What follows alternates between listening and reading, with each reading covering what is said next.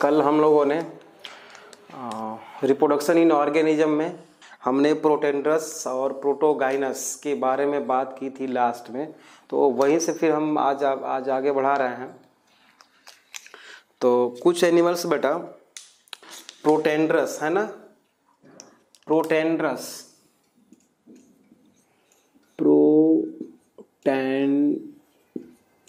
होते हैं, कुछ होते हैं बेटा protogynous.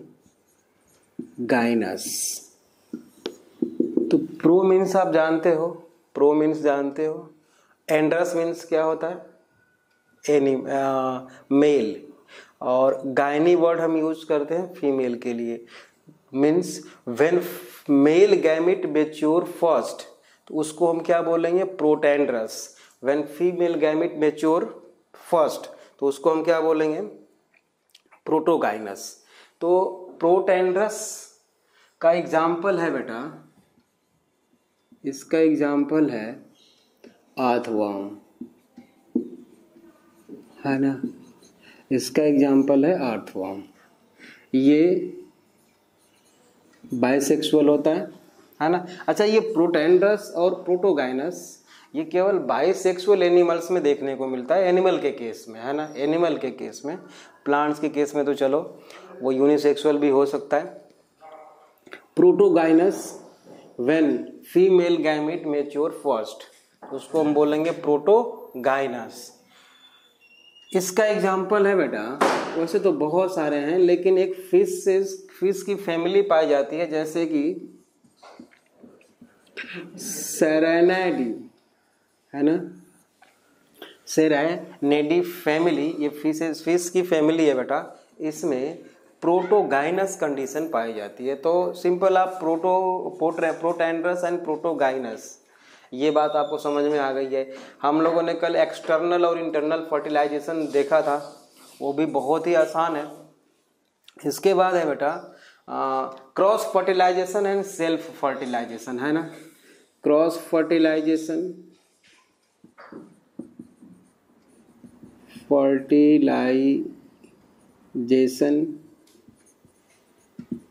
And self fertilisation, cross fertilization and self fertilisation. Cross fertilization के लिए इंडिविजुअल का क्या होना पड़ेगा बेटा, unisexual, means male and female are separate. इस कंडीशन को हम क्या बोलते हैं, यूनिसेक्सुअल होना चाहिए। यूनिसेक्सुअल या डायोसियस, मतलब एनिमल्स आर यूनिसेक्सुअल, और इसी को हम बोलते हैं बेटा डायोसियस, ठीक है, ऐसा। लेकिन कुछ ऐसे हैं बेटा जो मोनोसियस, मतलब कि बाइसेक्सुअल एनिमल्स हैं, फिर भी उनमें क्या होगा, क्रॉस फर्टिलाइजेशन होगा। इसका एग्जाम्पल है बेटा, इसका एग्जाम्पल है अर्थवर्म। अर्थवर्म किसका एग्जाम्पल है बेटा, क्रॉस फर्टिलाइजेशन का, है ना, क्रॉस फर्टिलाइजेशन का। और अर्थवर्म क्या होता है बेटा, ये होता है मोनोसियस, मतलब बाइसेक्सुअल। अर्थवर्म कैसा होता है, बाइसेक्सुअल, या इसी को हम बोलते हैं बेटा मोनोसियस। अर्थवर्म बाइसेक्सुअल और मोनोसियस एनिमल। देखो, क्रॉस फर्टिलाइजेशन के लिए यूनिसेक्सुअल होना चाहिए, लेकिन कुछ ऐसे एग्जाम्पल है इसमें कि बाइसेक्सुअल एनिमल्स में भी क्या होता है, क्रॉस फर्टिलाइजेशन। अब बाइसेक्सुअल है फिर भी क्रॉस फर्टिलाइजेशन, ये कैसे, देखो यहाँ पर ये आप जानते हो, मैंने यहाँ पे अभी लिख रखा है प्रोटेंडरस, मतलब अर्थवर्म क्या होता है बेटा, इसमें मेल गैमेट पहले मैच्योर होता है। मतलब अगर मान लीजिए कि ये एक अर्थवर्म है और इसका ये एंटीरियर पोर्शन है बॉडी का, और बॉडी सेगमेंटेड है बेटा ऐसे, और ये है दूसरा अर्थवर्म, ठीक है। तो ये ऐसे पोजीशन पे दोनों आएंगे बेटा, ऐसे पोजीशन पे दोनों आएंगे कि अब देखो स्पर्मेथिका होती है, है ना। 4 पेयर स्पर्मेथिका, जो स्पर्मेथिका वो ऑर्गन है जो स्पर्म को रिसीव करता है। तो इसका ऐसे दोनों आमने सामने आएंगे बेटा कि इससे मेल गैमेट रिलीज होके इसके स्पर्मेथिका में जाएगा, इससे मेल गैमेट रिलीज होके इसके स्पर्मेथिका में आएगा। ठीक बात है। अर्थवर्म के इस पोजीशन को हम बोलते हैं बेटा जक्स्टा पोजिशनिंग, है ना, या जक्स्टा पोजिशन। तो नोट करके आप लिख लो क्रॉस फर्टिलाइजेशन में। क्रॉस फर्टिलाइजेशन में देखो ये बाइसेक्सुअल है फिर भी क्या है, क्रॉस फर्टिलाइजेशन हो रहा है। तो आप लिखो क्रॉस फर्टिलाइजेशन में, नोट करके लिखो, आप नोट करके लिखो, earthworm is bisexual, earthworm is bisexual but, earthworm is bisexual but due to protandrous, है ना, due to protandrous condition, earthworm is bisexual but due to protandrous condition it exhibit cross fertilization through juxtapositioning, मतलब कि cross fertilization के लिए unisexual होना जरूरी है, but earthworm bisexual होते हुए भी उसमें क्रॉस फर्टिलाइजेशन होता है, मतलब 2 अर्थवर्म की जरूरत पड़ती है। ठीक है। सेल्फ फर्टिलाइजेशन देखते हैं। सेल्फ फर्टिलाइजेशन का बहुत बढ़िया एग्जाम्पल है बेटा टेपवर्म, जानते हो आप लोग, टीनिया सोलियम, है ना, टीनिया सोलियम। +1 में हमने एनिमल किंगडम में पढ़ा है बेटा कि ये ऐसे अर्थवर्म की बॉडी है, हेड है, ये मान लो ये सक्कर्स हैं, ये हुक है, और ये नेक रीजन है इसका, और ये क्या है इसका सेगमेंटेड बॉडी है, ऐसे ऐसे सेगमेंट है, प्रोग्लोटिस या ग्लोटिड्स, है ना, ऐसा। तो every segment of taenia solium have complete male and female organ या male and female reproductive system. Complete reproductive system मतलब यहाँ यहीं से ये मेल गैमेट रिलीज करेगा और यहीं पे गोनोपोर होगा फीमेल का, और ये मेल गैमेट को रिसीव करेगा बेटा, और यहीं पे यूटेरस होगा, फर्टिलाइजेशन होगा यहाँ पे, और ये पूरा ग्रेविड में कन्वर्ट हो जाता है। मतलब every segment have complete mail and female reproductive system. तो यहीं से निकल के यहीं पे फर्टिलाइजेशन हो रहा है। तो सेल्फ फर्टिलाइजेशन हुआ कि नहीं हुआ? सेल्फ फर्टिलाइजेशन हुआ। तो सेल्फ फर्टिलाइजेशन का बेस्ट एग्जांपल है बेटा टीनिया सोलियम। ठीक बात है, बहुत आसान है, आप इसको समझ सकते हो। अब आता है बेटा इसके बाद फर्टिलाइजेशन।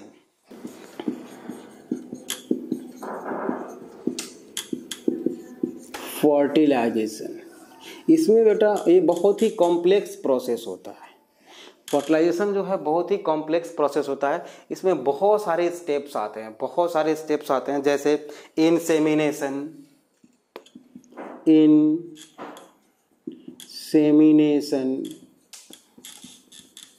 कैपेसिटेशन, कॉर्टिकल या penetration of ovum, cortical reaction, and last step is syngamy। ये बहुत सारा है ना, ये सारे स्टेप्स आते हैं, लेकिन अब इनमें हम insemination, capacitation, penetration of ovum, cortical reaction, ये सारा कुछ अभी हमको डिटेल पढ़ने की जरूरत नहीं है, थोड़ा थोड़ा हम बता देते हैं। इंसेमिनेशन मीन्स समझ रहे हो, transfer of male gamete sperm from male to female reproductive system. Capacitation मतलब ये स्पर्म गेन करता है बेटा capacity to fertilize ovum. Penetration of ovum, जो पेनिट्रेट करता है ओवम को, है ना। कॉर्टिकल रिएक्शन, वो एग सेल के अंदर कॉर्टिकल ग्रैन्यूल्स होते हैं, उनमें कुछ रिएक्शंस होते हैं फर्टिलाइजेशन के टाइम पे, तो उसको हम कॉर्टिकल रिएक्शन बोलते हैं। लेकिन ये बेटा हम डिटेल नहीं पढ़ेंगे अभी, क्योंकि ये हम ह्यूमन रिप्रोडक्शन में बहुत ही डिटेल पढ़ने वाले हैं इसको, ये बात समझ लो। सिंगैमी लास्ट स्टेज है, सिंगैमी। तो थोड़ा सा सिंगैमी को हम हाईलाइट करते हैं बेटा। फर्टिलाइजेशन और सिंगैमी एक्चुअल में इन दोनों में डिफरेंस क्या है, आप बार बार सुने हो और देखे हो, वो लिखा हुआ कि हम fertilization is equal to syngamy बोल देते हैं, फर्टिलाइजेशन या सिंगैमी। तो अभी हम सिंगैमी और फर्टिलाइजेशन में डिफरेंस अच्छी तरह से देख लेते हैं, ठीक बात है ना। तो पहले आप फर्टिलाइजेशन के बारे में लिखो, फर्टिलाइजेशन, फर्टिलाइजेशन के बारे में लिखो। Fertilization is a complex events, fertilization is a complex events of different steps. Fertilization is a complex event of different steps in which the last stage of fertilization is called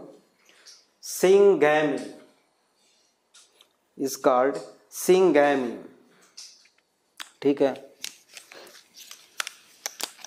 अब लिखो heading to syngamy, बताता हूँ दोनों के बारे में difference मैं बताता हूँ, पहले लिख लो सिंगैमी लिखो। Syngamy, it is actual fusion of, syngamy it is actual fusion of male and female pronucleus. और ये प्रोन्यूक्लियस कैसे होते हैं बेटा, हैप्लॉयड, ठीक बात है, ये होता है सिंगैमी। तो देखते हैं, मान लो बेटा ये हम केवल आपको समझाने के लिए बता रहे हैं, ये मेल रिप्रोडक्टिव ऑर्गन है, ये टेस्टिस है ना, मेल रिप्रोडक्टिव ऑर्गन टेस्टिस है। ये टेस्टिस से, मान लो टेस्टिस है, मैंने टी लिख दिया आपको केवल समझाने के लिए। यहां से बेटा स्पर्म इसने प्रोड्यूस किया, स्पर्म चल पड़ा है ना, ऐसे यहां तक देखो, यहां तक स्पर्म आ रहा है, तो यहां से चल पड़ा मतलब फर्टिलाइजेशन के लिए चल पड़ा, तो फर्टिलाइजेशन शुरू, ठीक है। अब मान लो कि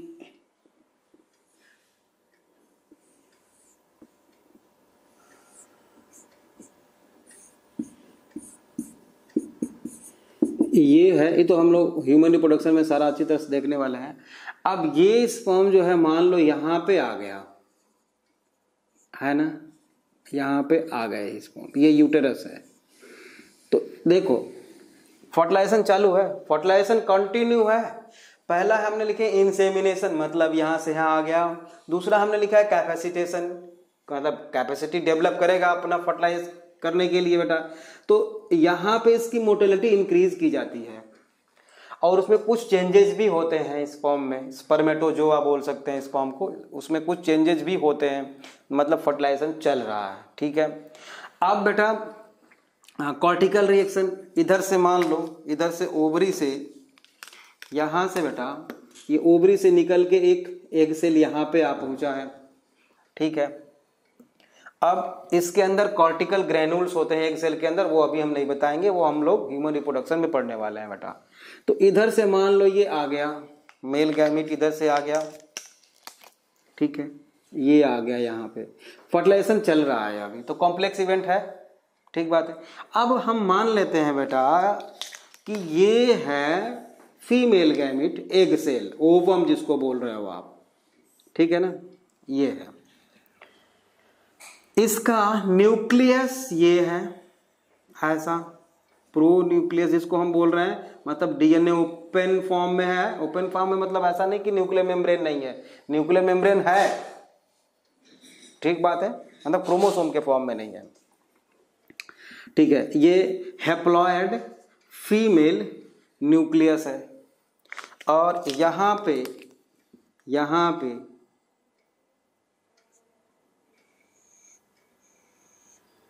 ये बेटा मेल गैमीट है, ये भी इसके साथ न्यूक्लियस था हैप्लॉइड। इसने क्या किया, अपना हैप्लॉइड न्यूक्लियस यहाँ पे ट्रांसफर कर दिया। ठीक बात है। फर्टिलाइजेशन चल रहा है, अभी सिंगैमी नहीं हुई है, अब हुआ क्या बेटा, ये और ये दोनों फ्यूज हो गए, मतलब ये भी और ये भी, ये मेल प्रोन्यूक्लियस है और ये फीमेल प्रोन्यूक्लियस है ना। ये दोनों क्या है बेटा, प्रोन्यूक्लियस, मिलके ये दोनों बेटा क्या बना लिए, डिप्लॉयड न्यूक्लियस। ऐसा डिप्लॉयड न्यूक्लियस, ये 2n, और यही क्या होता है, जाइगोट। ठीक बात है। तो अब जब ये फ्यूज किया ना, इसको हम सिंगैमी बोलते हैं। इसी सिंगैमी के लिए सारा का सारा ये प्रोसेस चल रहा है बेटा। बात समझ में आई। तो फर्टिलाइजेशन का लास्ट स्टेज है सिंगैमी, फर्टिलाइजेशन का लास्ट स्टेप है सिंगैमी। सिंगैमी और फर्टिलाइजेशन में डिफरेंस आपको समझ में मुझे लगता है कि अच्छी तरह से आ गया। ठीक बात है। ओके, अब सिंगैमी भी दो तरह की हो सकती है। सिंगैमी भी बेटा दो तरह की हो सकती है ना। पहला है एक्सोगैमी,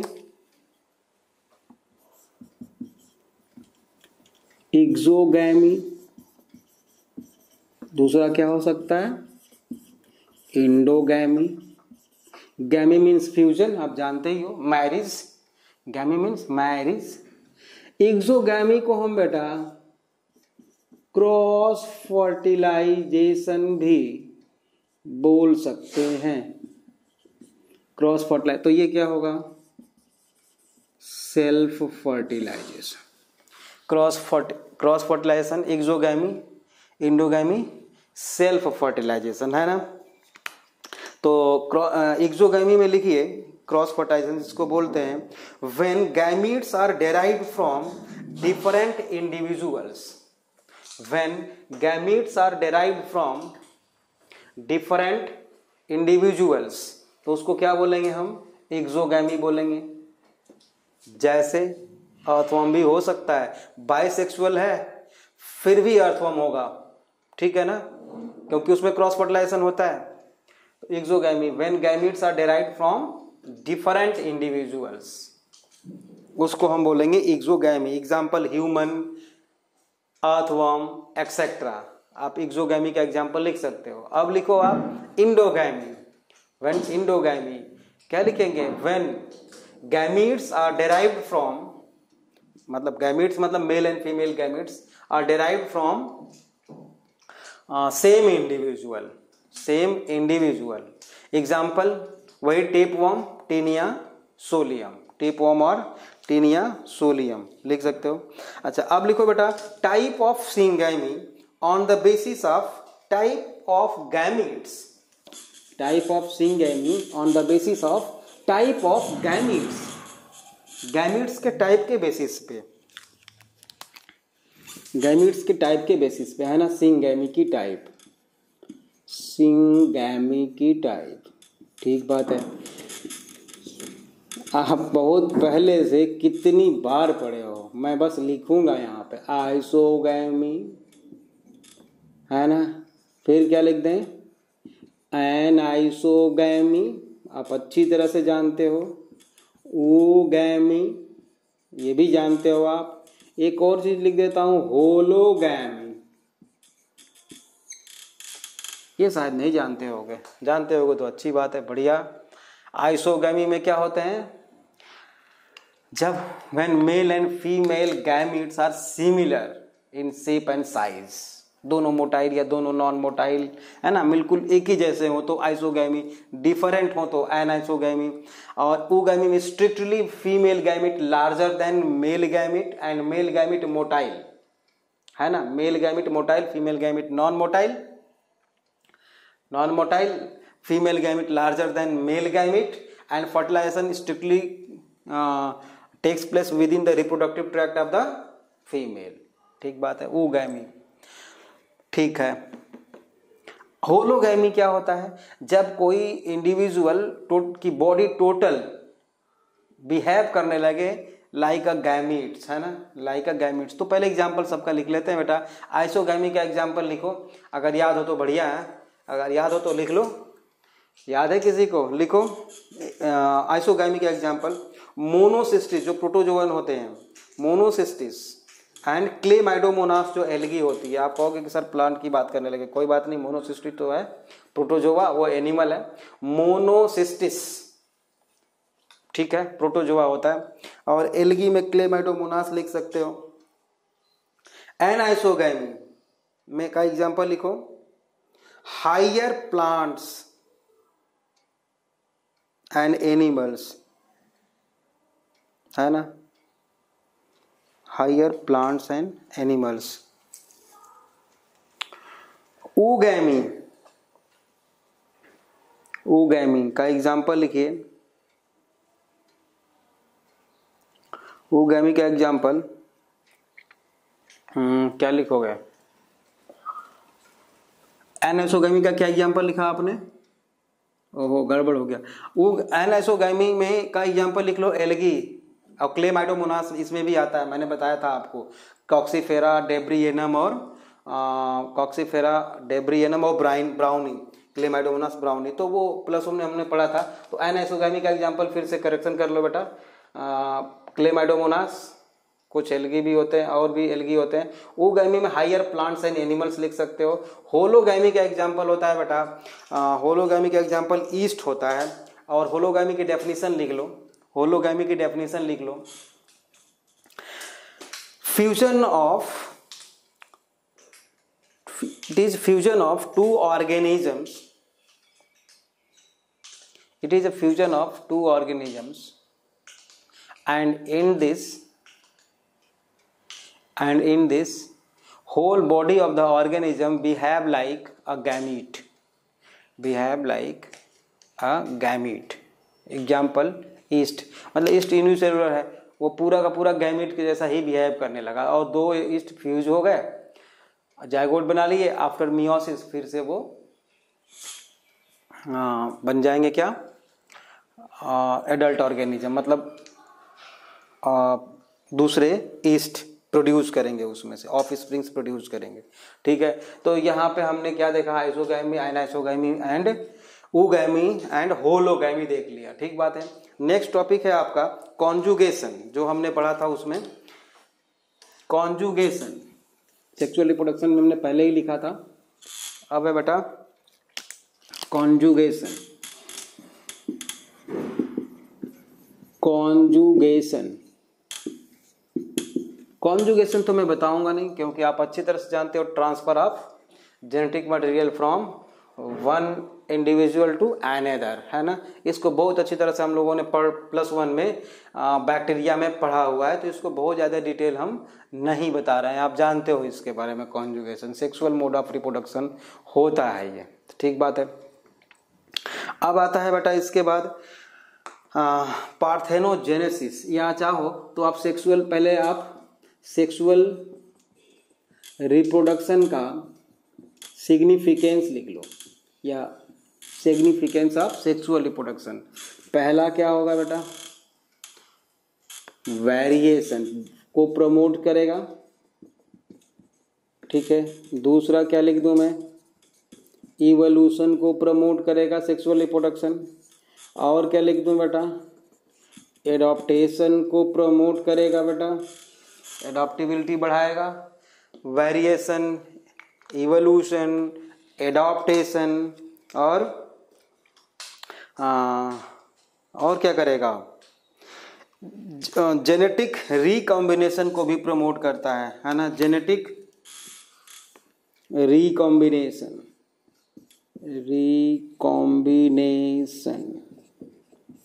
जेनेटिक रिकॉम्बिनेशन को प्रमोट करता है सेक्सुअल रिप्रोडक्शन। तो वो भी क्या करेगा बेटा? एडॉप्टेशन को प्रमोट करेगा, ये भी, है ना। अब आता है बेटा आपका एक अगला सेक्सुअल रिप्रोडक्शन का ही ये पार्ट है जूलॉजी में, parthenogenesis.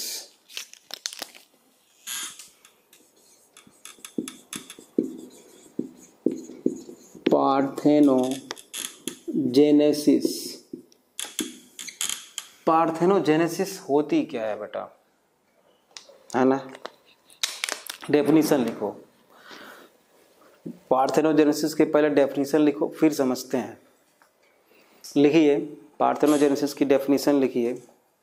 Development of ovum, development of ovum into a whole organisms, into a whole organisms without fertilization, without fertilization is called parthenogenesis, parthenogenesis।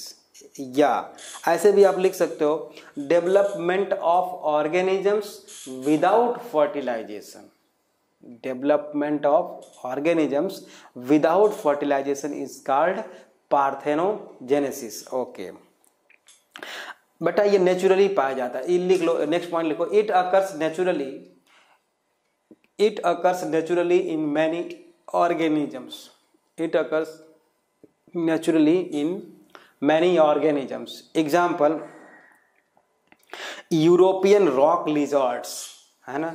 European, और भी बहुत सारे एग्जाम्पल हैं, हम अभी देखेंगे। European rock lizards. अब पहले तो हम ये देख लें बेटा कि पार्थेनोजेनेसिस में एग सेल ही डेवलप होके क्यों ऑर्गेनिज्म बना सकती है। क्या फीमेल गैमिट डेवलप होके ऑर्गेनिज्म नहीं बना सकता? अगर नहीं बना सकता तो क्यों नहीं बना सकता, है ना? वो देख लेते हैं पहले। देखो बेटा, हम यहाँ पे मेल गैमिट बना रहे हैं, है ना? मेल गैमिट, ठीक है। इधर मैं बना देता हूं बेटा फीमेल गैमिट। मेल गैमिट है, मान लो ये ऐसा है, जिसको हम अगर ह्यूमन की बात करें या किसी भी एनिमल्स की, तो यूजुअली क्या होता है कि ये होता है बेटा जेनेटिक मटेरियल। हम यहाँ पे डीएनए लिख दें, और ये प्रोटीन की कोट है, और ये इसका टेल है। अगर हम ह्यूमन का बना रहे हैं तो ऐसा है बेटा। इसमें कहीं साइटोप्लाज्म आपको देखने को नहीं मिल रहा है, नहीं है साइटोप्लाज्म इसमें, नहीं है, ठीक है। ये इसमें साइटोप्लाज्म नहीं है। अच्छा, तो अब इधर देखो, जो जाइगोट होता है ना बेटा, जाइगोट, इसमें न्यूक्लियस होता है डिप्लॉयड। ये डिप्लॉयड न्यूक्लियस मैंने बनाया हुआ है जाइगोट में, ये डिप्लॉयड न्यूक्लियस बनाया है, न्यूक्लियस है बेटा ये, ठीक है।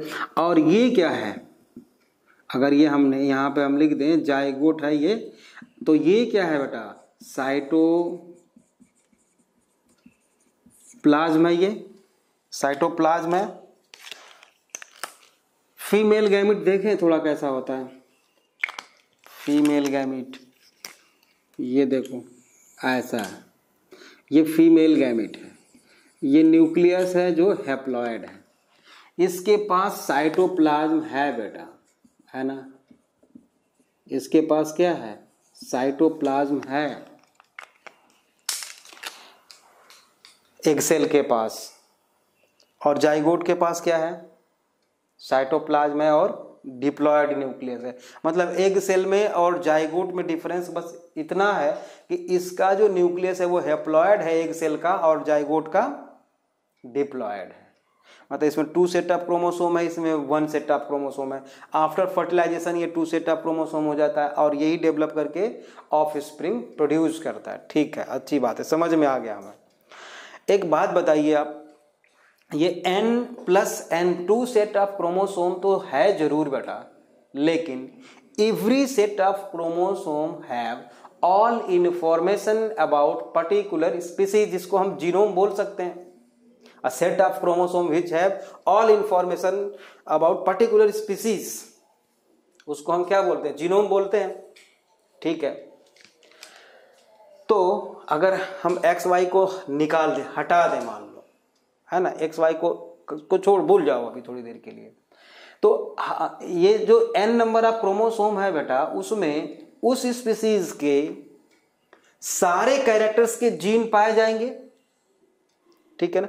टू सेट ऑफ क्रोमोसोम बोलते हो आप, है ना, n+n, मतलब हर सेट जो है उस स्पीसीज के सारे कैरेक्टर्स के जीन को बियर करेगा बेटा।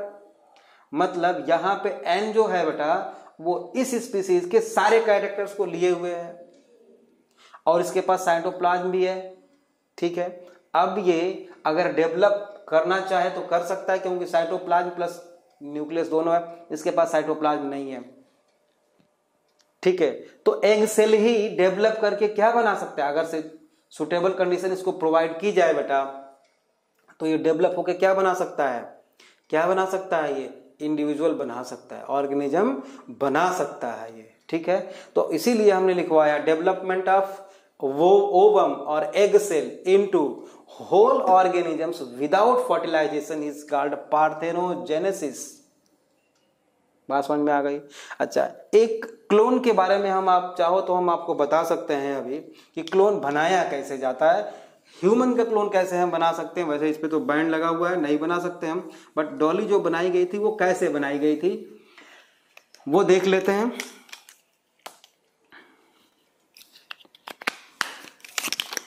फटाफट थोड़े टाइम में देख लेते हैं बेटा। ये रहा यूटेरस, ये यूटेरस है, ये बेटा फैलोपियन ट्यूब है, ये ओवरी है, यहाँ पे बेटा क्या है, ये है एग सेल, ठीक है ना, एग सेल, एग सेल है ये जो। अच्छा एक चीज है, ये जो एग सेल होता है बेटा, ये जो एग सेल होता है इसका साइटोप्लाज्म, ये जिसका एग सेल है ना, मान लो एक फीमेल यहाँ पे हम बना दें बेटा, ऐसे ऐसे बना दें,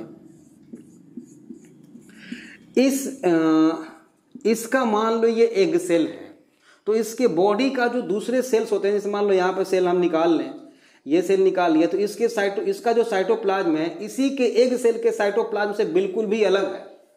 मतलब स्पेशल साइटोप्लाज्म होता है एग सेल का, जिसको हम ऊप्लाज्म बोलते हैं, है ना। इस साइटोप्लाज्म को हम क्या बोलते हैं बेटा, ऊप्लाज्म बोलते हैं, स्पेशल साइटोप्लाज्म है, ठीक है। तो ये जो जाइगोट है बेटा, यहाँ पे जाइगोट या एग सेल है, इस एग सेल को हम बाहर निकालें, इसमें कि n नंबर ऑफ क्रोमोसोम है बेटा, ध्यान रहे n नंबर ऑफ क्रोमोसोम है, और ये कोई पर्सन है, ये कोई है, इसका मान लो हम क्लोन बनाना चाहते हैं, तो इसके बॉडी का सेल कहीं से भी निकाला, कहीं से भी सेल निकाला, और इस सेल के न्यूक्लियस को निकाल लिया बेटा, ये न्यूक्लियस को निकाल लिया, सिंपल है, समझना जरा, कंफ्यूज मत होना।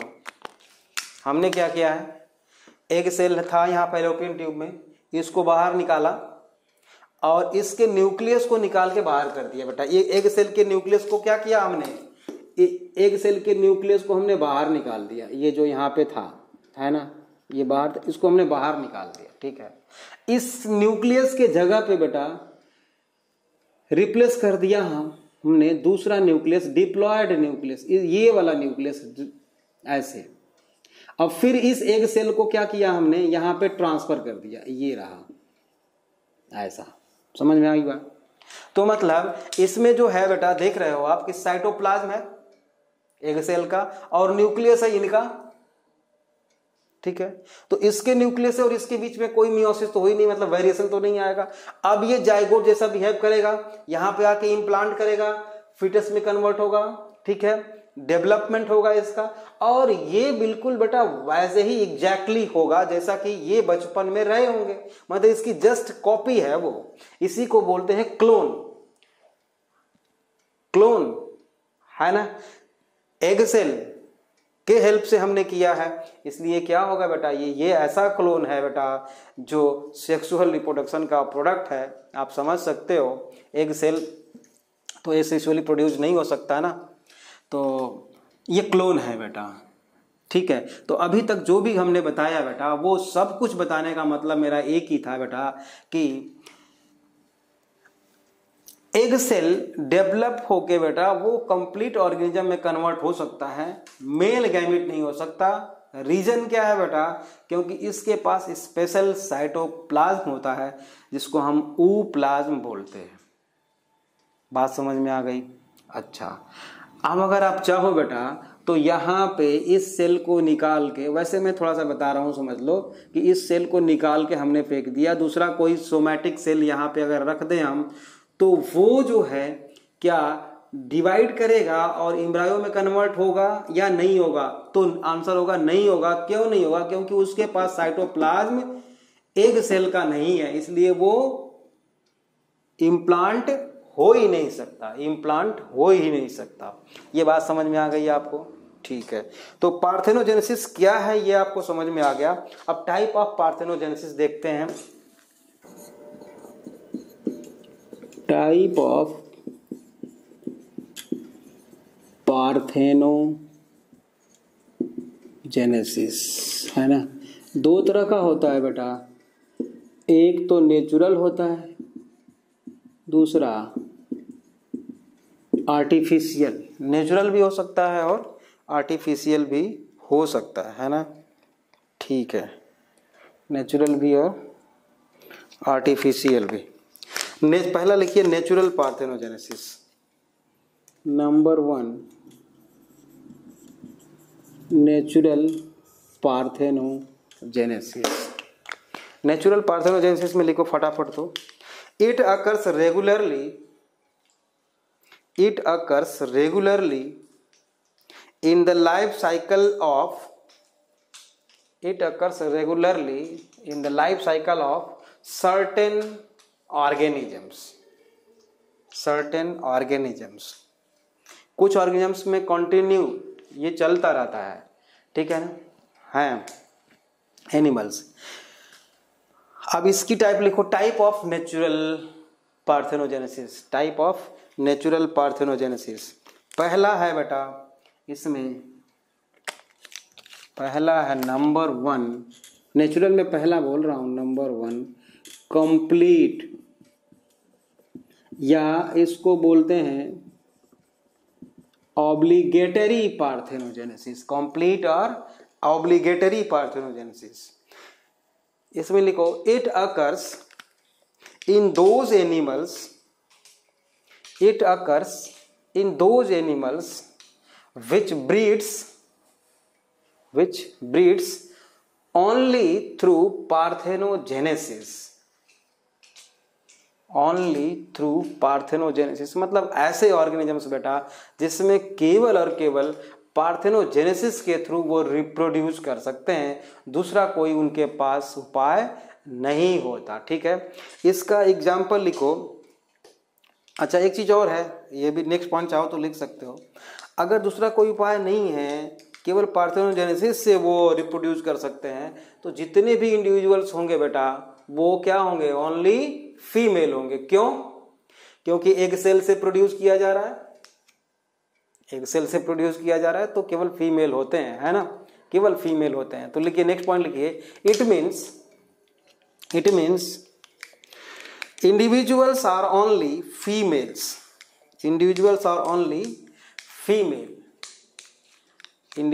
only females। एग्जाम्पल लिखिए, एग्जाम्पल टिफलीना। एग्जाम्पल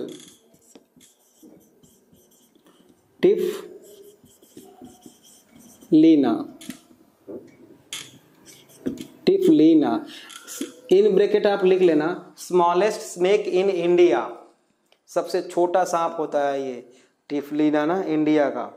ठीक बात है। दूसरा है लैसेटा। दूसरा एग्जाम्पल है बेटा लैसेटा। इसको हम रॉक लिजार्ड भी बोलते हैं। ब्रैकेट में लिख लो रॉक लिजार्ड। ये कंप्लीट और ऑब्लिगेटरी नेचुरल पार्थेनोजेनेसिस। ठीक है, नेक्स्ट है इनकम्प्लीट। नेक्स्ट है बेटा इनकम्प्लीट पार्थेनोजेनेसिस। इनकम्प्लीट पार्थेनोजेनेसिस में मतलब क्या हुआ? कुछ पार्थेनोजेनेसिस के थ्रू उस स्पीसीज में प्रोड्यूस किए जाएंगे ऑर्गेनिजम्स, और कुछ नॉर्मल रिप्रोडक्शन के थ्रू, है ना, सिंगैमी। तो लिखिए इनकम्प्लीट पार्थेनोजेनेसिस में it is found in those animals in which both sexual reproduction and parthenogenesis occurs. Both sexual reproduction and parthenogenesis.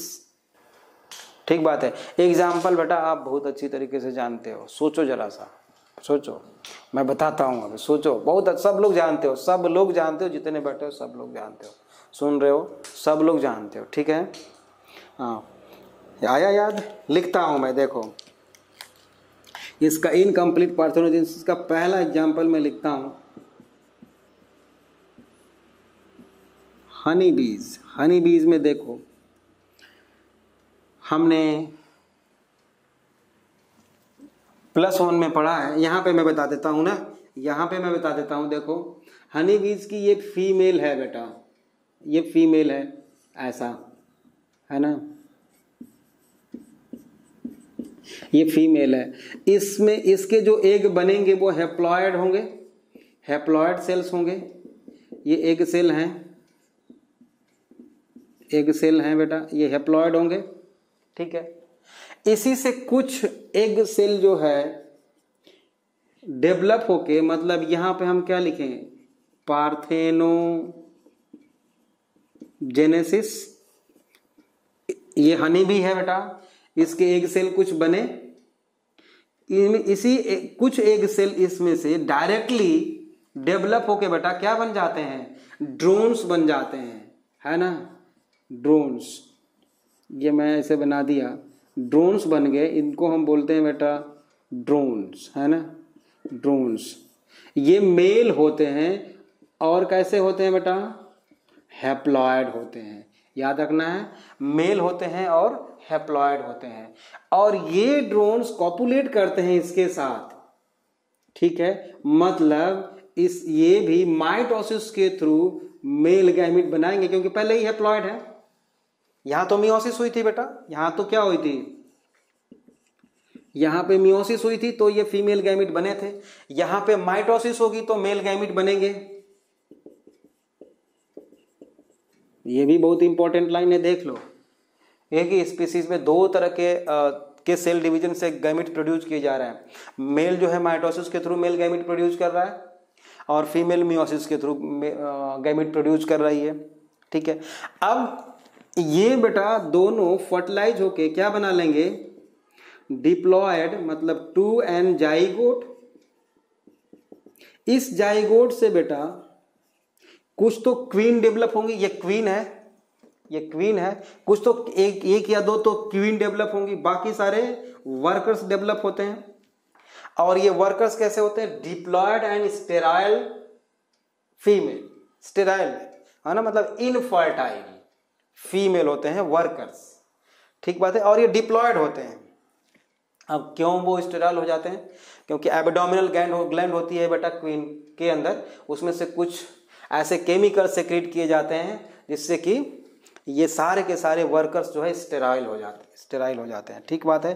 तो हनी बी में हमने देख लिया बेटा कि मेल है ना, males are produced by parthenogenesis.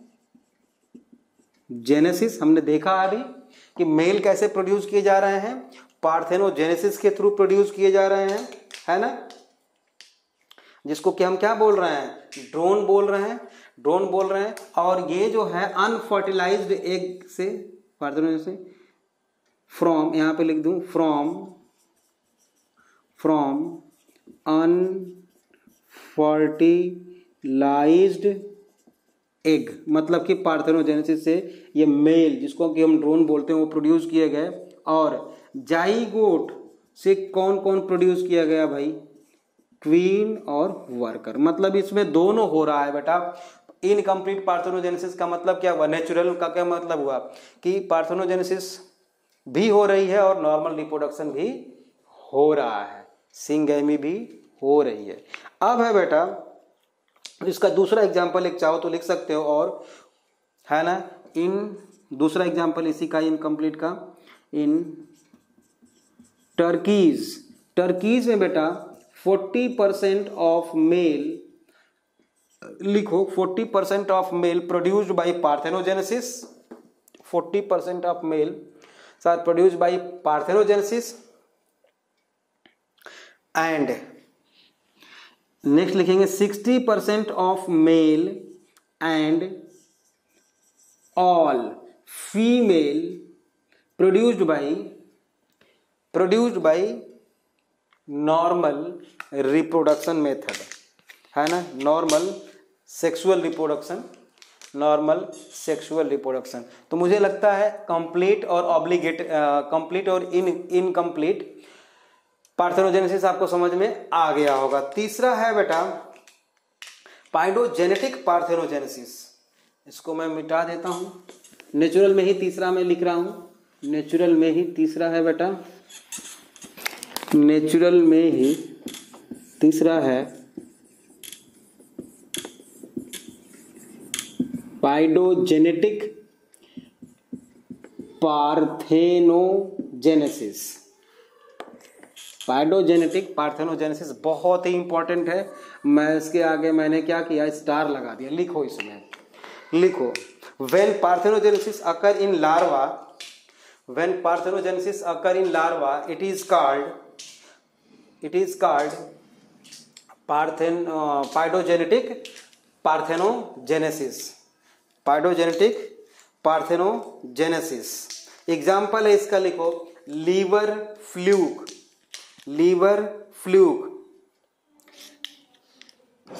अब लीवर फ्लूक में देखते हैं कैसे होता है पार्थेनोजेनेसिस। इसके लार्वा कई सारे होते हैं बेटा, है ना। एक होता है सबसे पहला लार्वा मीरासीडियम, है ना, मीरासीडियम। ये क्या होता है बेटा, कुछ इसमें चेंजेज होते हैं और ये कन्वर्ट हो जाता है स्पोरोसिस्ट में। किस में कन्वर्ट हो जाता है बेटा, स्पोरोसिस्ट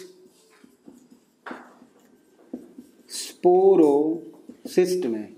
अब स्पोरोसिस्ट बेटा पार्थेनोजेनेटिकली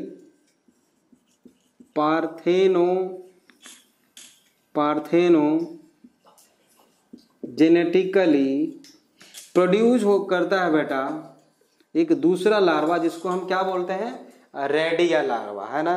पार्थेनोजेनेटिकली ये रेडिया लार्वा प्रोड्यूस करता है, ठीक है। अब ये redia larva further through parthenogenesis ये सर्केरिया लार्वा प्रोड्यूस करता है, सर्केरिया लार्वा, है ना। देखो मीरासीडियम लार्वा है, लीवर फ्लूक में होता है ये। मीरासीडियम लार्वा में कुछ चेंजेस हुए, स्पोरोसिस्ट में कन्वर्ट हुआ। स्पोरोसिस्ट में जो है पार्थेनोजेनेटिकली रेडिया लार्वा प्रोड्यूस किया।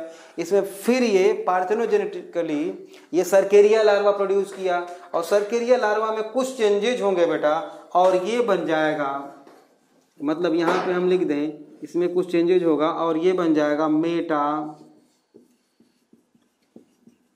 सर्केरिया, और ये डेवलप होके बेटा बन जाएगा adult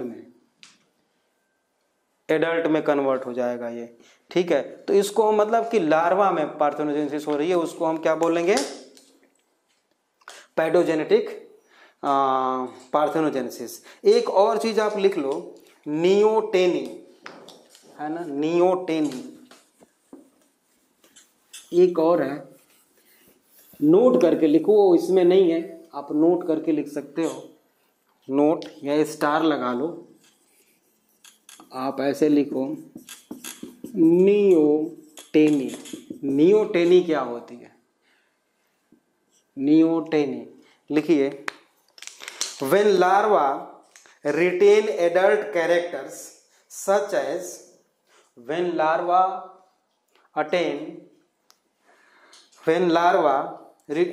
retain adult characters such as gonads and starts producing young ones by sexual reproduction, है ना। इसको हम बोलते हैं नियोटेनी। बहुत थोड़ा डिफरेंस है दोनों में, पैडोजेनेटिक और इसमें, ध्यान रखना आप, है ना। मतलब ये सेक्सुअली रिप्रोड्यूस मैच्योर हो जा रहा है लार्वा, उसको हम क्या बोल रहे हैं, नियोटेनिन। इसका एग्जाम्पल है बेटा एक्सोलोटल।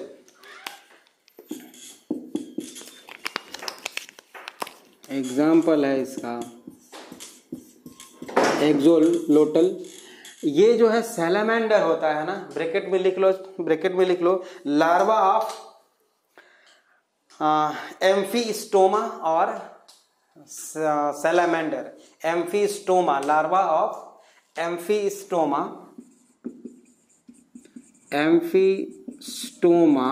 या इसी को क्या बोलते हैं, सैलामेंडर। सैलामेंडर का लार्वा होता है एक्सोलोटल, इसमें ये चीज पाई जाती है। बस यही आपको याद रखना है, ठीक बात है। तो ये हमारा नेचुरल पार्थेनोजेनेसिस कंप्लीट हुआ बेटा। अब है type of natural parthenogenesis on the basis of sex of offspring. थोड़ा फास्ट लिखो तो थोड़ा मैं बोल रहा हूं। Type of natural parthenogenesis on the basis of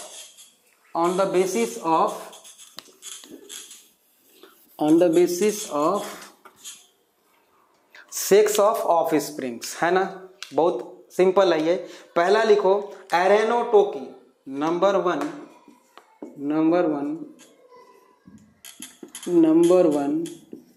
एरेनोटोकी। Arrhen means होता है बेटा क्या, मेल, और टोकोज मीन्स होता है बर्थ। मतलब क्या केवल मेल प्रोड्यूस किए जाए पार्थेनोजेनेसिस, तो उसको क्या बोलेंगे, एरेनोटोकी। लिखिए इसमें फटाफट लिखो तो थोड़ा। हाँ, when only male are produced, when males are produced through parthenogenesis. Example honey bees. Honey B में देखा आपने, केवल मेल ही क्या हो रहे थे, पार्थेनोजेनेसिस से प्रोड्यूस किए जा रहे थे, तो बाकी सारे नॉर्मल सेक्सुअल रिप्रोडक्शन से, ठीक है। दूसरा लिखेंगे थाइलेटोकी, है ना। दूसरा है थेलाइटोकी, ठीक है। टोकोज मीन्स होता है बर्थ, और थाइलेस मीन्स होता है क्या बेटा, थाइलेस मीन्स होता है फीमेल, है ना। तो इसमें क्या लिखेंगे, only females are the product of parthenogenesis. Only females are the product of parthenogenesis. Example लिखिए, अभी मैंने बताया था आपको टिफलिना। एग्जाम्पल लिख लो इसका, टिफलिना, ठीक है। तीसरा लिख लो बेटा एम्फीटोकी।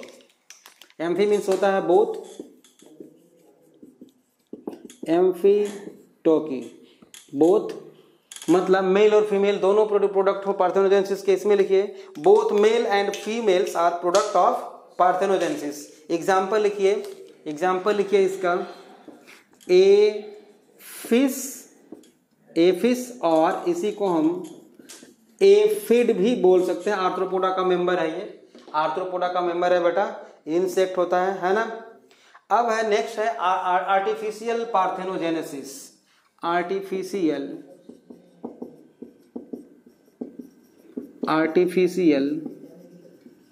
पार्थेनोजेनेसिस। आर्टिफिशियली भी हम प्रोड्यूस कर सकते हैं, बना सकते हैं। इसमें लिखो the parthenogenesis can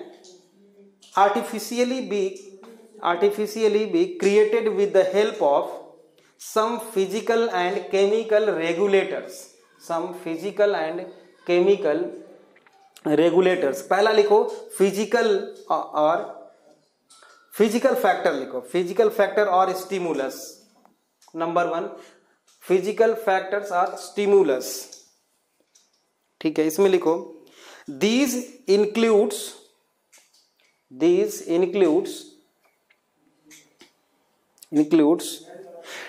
temperature, pH, electric shock, UV rays and mechanical stimulus like needles। मतलब ये जो सारा मैंने आपको लिखवाया बेटा, इससे भी हम आर्टिफिशियली पार्थेनोजेनेसिस क्रिएट कर सकते हैं। क्यों और कैसे उस पर मत जाओ, बहुत ज्यादा रिसर्च करने की जरूरत नहीं है, हमारे पास टाइम कम है।